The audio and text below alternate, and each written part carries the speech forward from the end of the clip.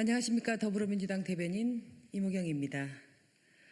윤석열 대통령의 외교 참사, 집권 여당의 내부 싸움의 최대 피해자는 대한민국 국민입니다. 해외 언론들이 윤석열 대통령의 실언을 대거 보도하며 세계적인 망신거리가 되고 있습니다.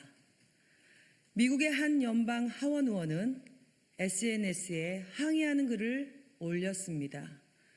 조문 없는 조문 외교, 일본에 대한 구걸 외교, 성과 없이 혈세 낭비하는 48초 패싱 외교와 노쇼 외교, 욕설 발언까지 대한민국의 위상과 국격이 무너져 내리고 있습니다.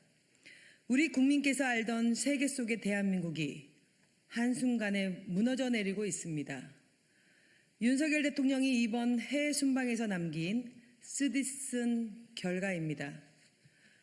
우리나라 야당에 대한 발언이었다는 대통령실의 해명은 가관입니다.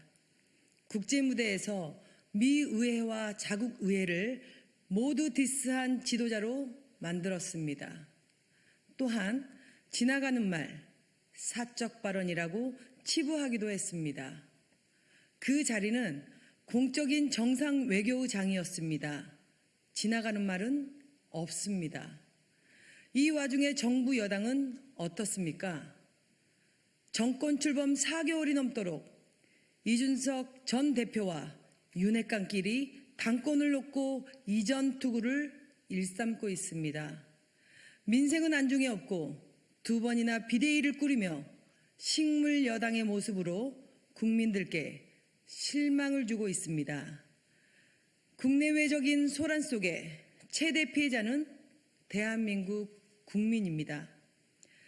윤석열 대통령과 국민의힘은 거짓 변명에 매달리지 말고 외교 참사와 국격 훼손에 대해 국민께 사과하십시오.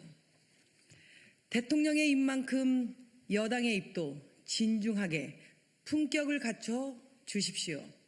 또한 총체적 외교 무능에 대해서 박진 외교부 장관을 포함한 외교 라인을 전면 쇄신하십시오. 다시 20%대로 주저앉은 대통령 지지율, 대대적인 인사 쇄신을 단행하십시오. 대통령 지지율이 다시 20%대로 내려앉았습니다. 대통령의 무능함에 국민의 마음이 다시 싸늘해지고 있습니다. 이번 지지율 추락에는 영빈관 신축 계획이 영향을 미쳤지만 해외 순방에서 드러난 총체적 외교 무능도 영향을 끼쳤을 것입니다. 하지만 이번 조사에는 대통령의 실언 파문은 포함되지 않았습니다. 대통령이 이번 순방을 마치고 빈손으로 돌아오신다면 더욱 떨어질 수도 있습니다.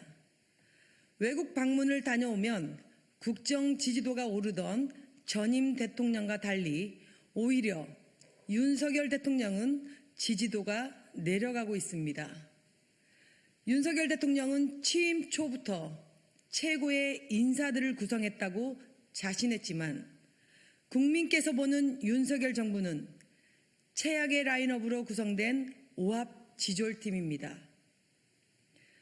윤석열 대통령께 고합니다. 더 늦기 전에 뼈를 깎는 심정으로 전방위적인 인사쇄신과 국정기조 전환을 단행하십시오. 잘못 들어선 길을 고집하지 말고 다시 초심으로 돌아와 국민과 함께 새로운 길을 찾아야 합니다.